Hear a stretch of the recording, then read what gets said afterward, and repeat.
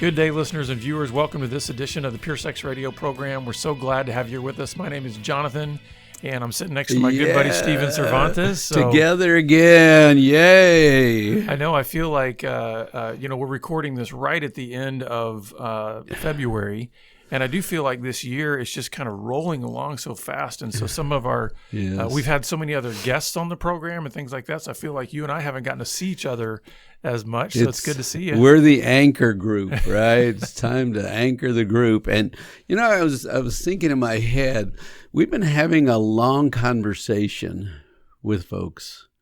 And isn't it wonderful? It's nice to have variety. But to go on a journey with someone, and that's special, to go on a long journey. Now, Rush Limbaugh died. Right. And I don't know, in the last week or so, I think, a little longer than that. But it's like sometimes I'd listen to him and he'd be funny and witty and stupid. And, he was just a nice variation from the talk shows where, what the problem today is and, a crisis of today. Anyway. And I, over the years, I'd turn him on once in a while, listen to what his shtick was for the day. And it's like, I'd been on a long journey with that man. And I thought to myself, our listeners have been on a long journey with us, Jonathan. Yeah. And well, neither one of us claim to have a personality like Rush Limbaugh, because I think some people are just naturally a lightning rod. I do agree with you that there is something to thinking in a journey mindset rather than, I think we often are invited in our culture to think in more of like a production, a destination. Like, what are you producing now? Like, what's happening now and what's in the moment now? Instead of like, can we think about the journey of life, and that there's a lot, I like the way you put it. There's like a conversation to be had over a lifetime. Yeah. And that's really what relationships are about, and growth and all of that. Because you're changing and I'm changing and your family's changing and my family, your parents are my parents, right? We're on this continuum called life, and it never looks the same. So that's point number one. And point number two is, where do you go to get discipleship if you're a man? Now you go to your church and go to classes, and maybe there's a group. But how many discipling situations? I know you do a group and you are discipling men all the time. But if you think about it, and I hate to sound like I'm complaining. I'm not complaining about what's wrong. I'm saying, where are the opportunities? Where do men go if they need discipleship and they don't have a strong man in their life? Where do they go? And, the answer to some of that is right here. That's where they go. Yeah. They go on a journey with us for a long time while we pass information to younger men, things we've learned, insights we've gained, gems that God has given us. And I like what you're saying there, because I think sometimes we pigeonhole discipleship into a single form or a kind of a single framework. Like this context is the only way in which you can be discipled. For instance, like you've got to meet one-on-one in a restaurant with a guy over a table, and that's the. Yeah. And I like what you're saying, because I think there can be many layers to our discipleship. Now, certainly, I do believe that I don't remember who said this originally. It's not necessarily like it's such a unique thing to say, but the truth is that ultimately, when you boil it all down, all ministry ends up being local. Yes. Right? Right. But that doesn't mean that in the day and age that we live, that we can't have a lot of touch points at a lot of different layers. Like, for instance, anybody around the world can be listening to our voices, trying to encourage and sharpen and train. Yes. Even though if somebody in South Africa is listening to this podcast, I can't maybe in a technical way say, I am the primary discipler in that person's life. I shouldn't be. You shouldn't be. Yeah. But it doesn't mean that our voices can't have some kind of an impact, because God has given us this great technology. That's to right. be able to share these things. Yes. So I like what you're saying, that, and I hope the listeners are hearing that and realizing that, hey, wherever we are on our journey, there's going to be multiple layers to what discipleship looks like. Now, I think you and I are always going to be trying to press men especially more into those local context. Right, because to your local church, your you and I local both group. know, Yeah, grow with men, yes. You and I both know the danger that a lot of men especially get into is we tend to isolate, right? Yes. So for us, we can make the excuse, I'm listening to my podcast, or I'm watching this video online, and instead of going, well, who are you like sitting down with, and who are you having a conversation locally one-on-one? That's right. So, and I'm getting older. I'm learning. I want to pass what I have on to other men, right? And I can do that in a local setting, and sort of the church I was working with shifted, and now I've gone back to my home church, and it's a reorientation. I'm not as plugged in as I've been at different times, but I still have a message, and I still want to encourage guys. And I love this podcast. Guys will say to me, every morning when I go for my walk, I'm looking for a podcast, and I listen to you guys some. It's like we journey with you. You journey with us. And it's interesting to me because it's men on men, men with men. Now, I realize we haven't introduced our topic, but we're just going to roll a minute or two, and wherever we go is where we're going. I didn't even get a chance to ask people to support us financially, So could you do that? No, that was perfect. We'll weave that in, okay, before the end.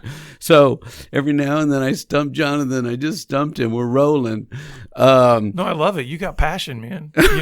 You talked a minute ago about getting older, but I tell you what, I think you're getting better. Oh, so I'm thinking to myself, what is this podcast? It's two men talking to each other and talking to other men, right?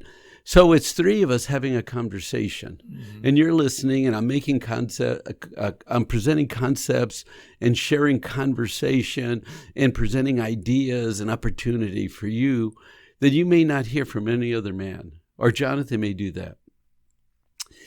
It's men talking to men, and there are women peeking in and listening. Now you tell me, where does that happen? Where women get to sit like in the outer circle while the inner men are in the inner circle talking. Because isn't it helpful for a woman to know a man? Absolutely, yeah. And where does that happen? Men talk to men like they talk to women, but men talk to men like they talk to men. Right. And it's like we afford a woman an opportunity to peek in on men talking to men. Isn't that a wonderful thing? I think it is. And not to, I don't want to go down the rabbit trail that came up in my mind too far, but I do think we have unintentionally created these unhealthy divides, even within the church, between men and women. Meaning, I'm not saying that there aren't great needs at certain times and with certain topics, that there be a distinction between men getting with men to discuss certain things, women getting with women to discuss certain things. But sometimes the unintentional consequence of that is we're saying, and never the two shall meet. Like there's never crossover in that. Like there's never, the men go over here and boy, we better put up some high walls and never let the women peek in and vice versa. Like the boys' clubhouse. Yeah. No girls allowed. And I get it. On the one hand, there are certain things that we can divulge and unpack with men that there's no explanation needed, right? Absolutely. But that doesn't mean that we should then wall off a woman from ever being able to see that, experience that, kind of like you said, peek in on that. Yeah. Because I think there's great value in that too. Because, men are strong, right? But we want to be strong. but we're also vulnerable, right? But, we're called to be protectors and providers and to go out and slay lunch and bring it home, drive down the drive-through and pick up lunch or whatever. But I mean, that's how we are made, right? To go out there and face the world, not sit on the couch and do nothing. Go out there and take on the world, right? And our fathers, and especially the generation before, I don't know what's happening to the young men now, but it's like get up and go to work and get up and whatever happens, you push through that sucker and you don't stop and you don't break down. You don't let anything break you down. But the reality is we're human beings and we're tired and we're vulnerable and we get stupid and we need a place to go talk about that. Right? Yeah. And so I hope that's what these conversations are about. vulnerable men. Yeah, I think it's important that those of us who have any kind of platform or some kind of voice into a man's life, we need to be building those bridges so that guys can say, you do have opportunity and environments where some of those things that you're carrying that you don't really know how to carry or maybe even how to unload, you need to come into environments with other men to be able to say, this is what I'm struggling with. This is how I'm honestly feeling. These are the weaknesses in my life that I don't know how to, and I need help carrying those burdens. Well, and so if a man will be honest with a man and be safe being vulnerable, see, your wife will tell you your vulnerabilities and weaknesses. And not smart men will fight them. Yeah, you're wrong. Why are you telling me that? You're being disrespectful. You don't know what you're talking about. They will fight the very fact that their spouse is going, hey, can I lift a mirror right now and let you see yourself? Mm-hmm. And we'll go, no. But I think part of what happens if a man is vulnerable with a man and he's safe, then being vulnerable with a woman is like, easier to do. Absolutely. I look at what you're saying right now as, and we talk about that. We've been talking about this for almost 15 years. I don't know what you're about to say. 15 years. Well, we've been doing this good. It used to be a more concrete tagline that we said, but training men. Yes. And educating women. Yes. And so the idea here is, because we both admit we don't know how to train a woman. No, you know that's not our expertise. We're men. And anyway. I love that. That's a great observation. Men train men. That's right. What you're talking about here is that's what training is. Meaning, if I'm going to become emotionally healthy, if I'm going to become relationally healthy, yes, I need practice. And what you're saying is, when we get in the presence of other men, it's kind of like we can exhale and go, oh, "You're a guy." That's exactly right. I don't have to explain anything to you about what it feels like to be a man. And my mind and how it jumps and I want to do and I want to break something or build something or fix something or. Well, what I mean is, so then if we need to talk about hard things, I can kind of practice in what feels like a safer environment. That's right. So that when I get in this other environment with my wife or somebody else, while that environment feels way more threatening because I don't know necessarily how to identify in the same way with my wife as I do with another man. Right. I feel more confident because I've been with other men and it's like, hey, I've talked about my porn struggles or I've talked about whatever else. I've talked about my anger. I've talked about my fears. I want to quit my job. I hate. I'm unhappy. Life didn't deliver the goods I expected to. My wife's sick and I'm tired and then my kids are goofy and there's no money and my car broke. Life, right? Yeah. And where can we go to express that? So I'm just going down. I think I haven't talked in a while and I have some things I have to say. So thank you for letting me take over the show and just say them. This is like the Steve Cervantes kind of brain dump that needs to happen every now and then. So I have to confess one thing, and that is that I have not promoted Jesus enough on this program. Mm. And what I love about my life is that I'm a follower of Jesus. And I'm trying to be transformed. And I have all these emotional conversations and I talk about self and I talk about others and relationship and connecting and being stupid and falling down, getting up. It's like, when did I say Jesus and all that? And the point is ultimately to be followers of Jesus, to promote Jesus, the teachings of Jesus. And I have to admit, you're better at bringing up your verses and throwing them in right in the middle of, what's going on. I go, good. You threw the Bible in a verse. Good. But it's like, I don't want anybody to ever think I'm trying to do anything except claim to be a follower of Jesus and promote Jesus and for him to be my hero, for me to try to look like him and walk like him and talk like him.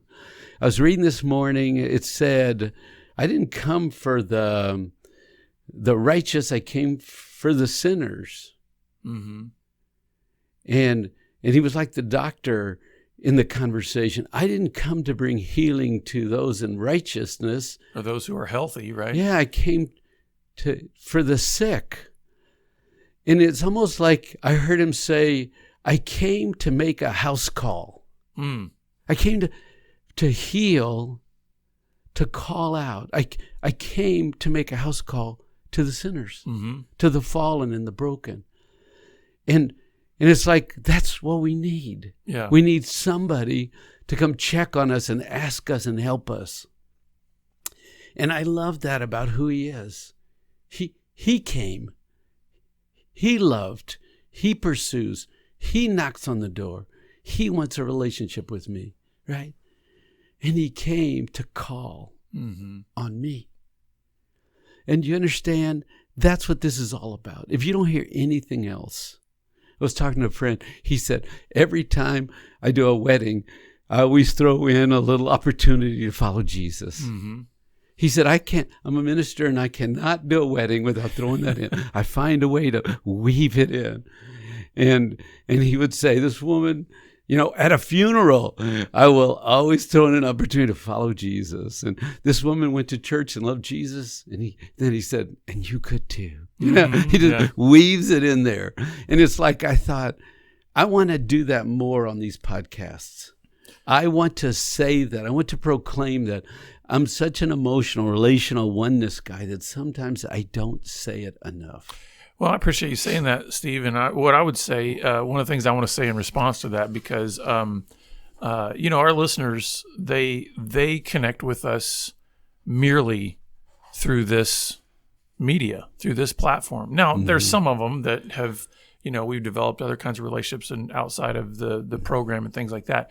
But I want to say that I think what pours out of you a lot of times on this program, because I've known you for over 20 years, is you have such a strong foundational base of just being rooted in Jesus that I think sometimes when your brain gets going and when you get excited about a topic like emotional maturity, or you get excited about marriage and oneness and relationships, that what starts pouring out of you, I think just you simply take it for granted that, well, it should be known that I have my roots in Jesus. Wow, that's good. And I think what you're saying here is maybe you're just recognizing that needs to just be verbalized more. It's not as if somehow you're saying, oh, now somehow Stephen right now is just sort of coming to Jesus and coming to, it's like, no, that's been part of your journey the whole way through. And now you're maybe just recognizing that how you've been speaking that when you're talking about emotional maturity and relationships and marriage just needs to be more intentional. Like, yes, I want to try to be a little bit more and say that, because I feel like it is the foundation of what we do. Absolutely. I was thinking, you can live for a cause, but it doesn't give you purpose. It will not. You can find an assignment. You can fix a broken thing. You can march and protest, and you can be angry and shake your fist about something, but it doesn't give you purpose. It's interesting because that energy that we could pour into a cause that's devoid of the foundation of a relationship and intimacy with Jesus, that very energy will end up destroying you. It will end up consuming you. Yeah, and make you bitter. And, well, it will exhaust you. Yeah. Whereas when, like you're saying, when we recognize, my goodness, all of the beauty and about, the issues of marriage and oneness and relationship and health and emotional intimacy. But it's all the God stuff, right? When you have that rooted in Jesus, it's like that energy doesn't consume you. That energy propels you. Yes. And it grows and it flames you. And God shows up here and he gives you a truth there. And somebody says something. And I have this thought in my head. Why don't people want to grow? Why do they start out as children and emotionally die as children? Why don't they want to grow? We get so stuck, we get so blind to ourselves, and he's calling us out. He's calling us into transformation. You only have to, for the most part, make one shift in your lifetime to get over the hump to freedom and peace and joy. But we hang on to what we started with in our youth. And we will fight it, and we will yell at each other, and we will protect ourselves. And it's like, why? Okay, for clarity, what's the one shift? Listen to a few podcasts. Why do I have to tell you everything I want? What the heck? Listen to me and you'll hear. What I'm saying is you've got everybody to the edge of their seat right now by saying there's really only one shift that you need to make. Right. And then you just got to fly by. I did say it. I said it quickly. I said you learn some things in your youth to protect yourself from your fears. And you're doing them in adulthood like you have the same fears.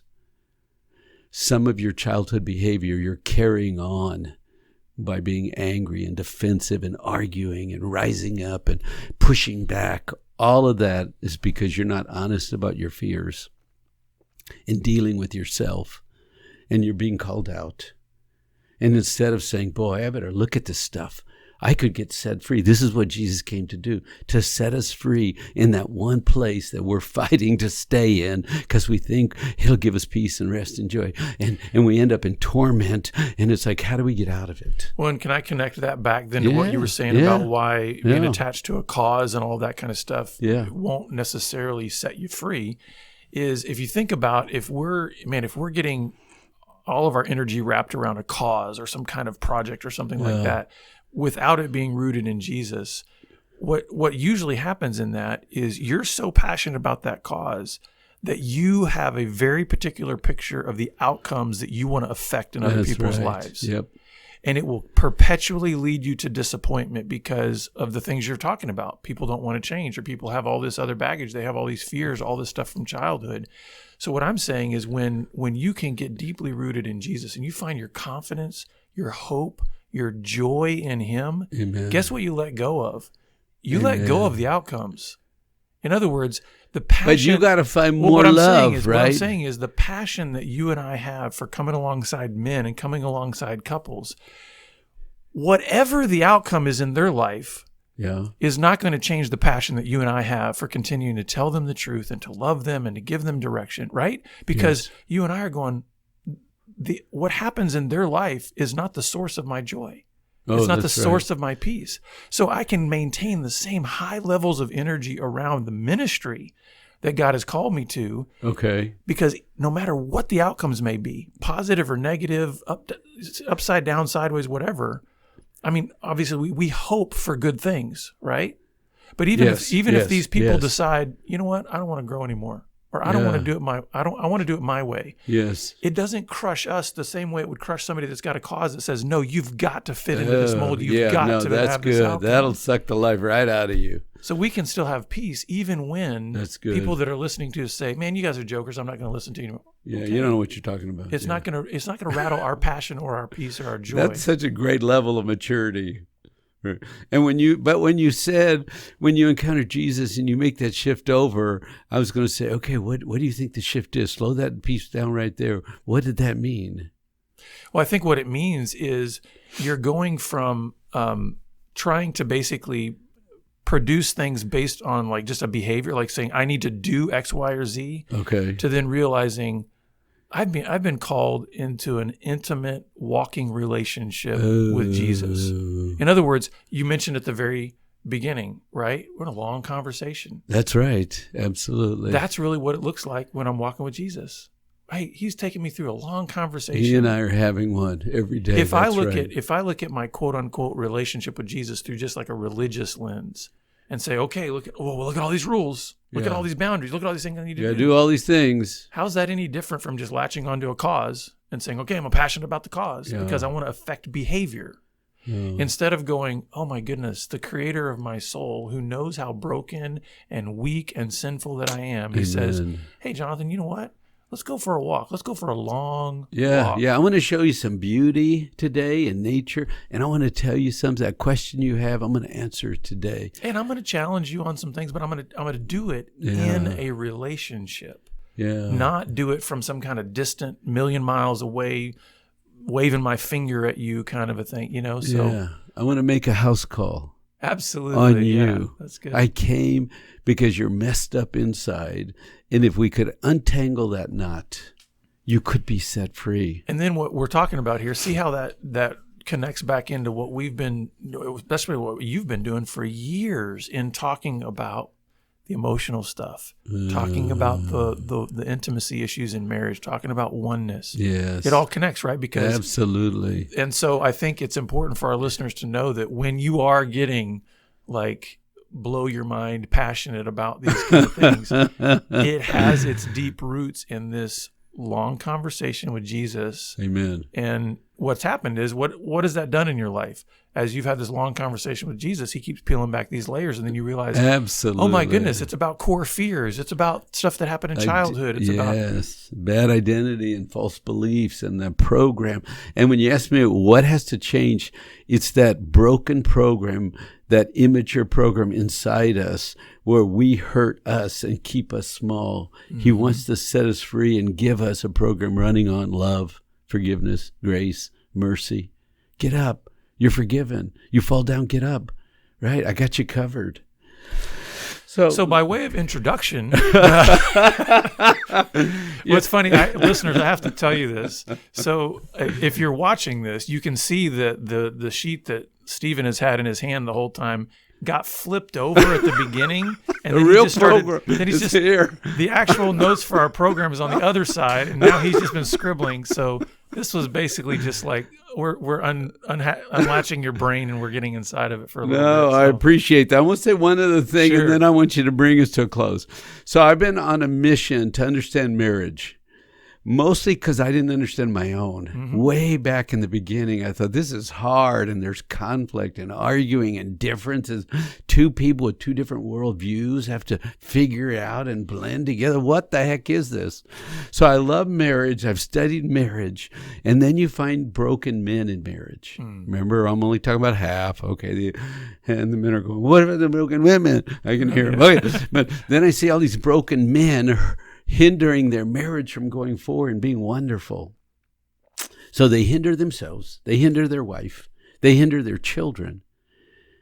They because they don't grow, they can't turn and help their own parents who are limited, or help in the body of Christ to others because they're hunkered down in a position that's hurting them. But if they shifted that program and helped themselves, they could help their wife. They could help their children. They could turn and help their parents. They could impact their church and the others hurting. You understand? And that's the power of if we could take one man and we could help him shift old program to new program. Because Jesus wants to set us free. Nothing short of that. He doesn't want to live in torment and ignorance and stupidity and condemnation and anger and pain. That's old program. He said, peace that surpasses understanding. What the heck? You could walk in peace and rest and joy. You really could do it. Mm-hmm. Yeah, you could do it. And every conversation has one end, to honor Jesus and to teach you to walk in peace, rest, and joy. So, men, I have one very, very practical thing that I'm gonna charge you to do as a result of listening to our conversation today, and that is Stephen has written a little devotional that's actually called Soul Training for Men, or Training for Your Soul. Mm-hmm. It's this is it 30 days or 40 days? It's 40 days. It's 40 days.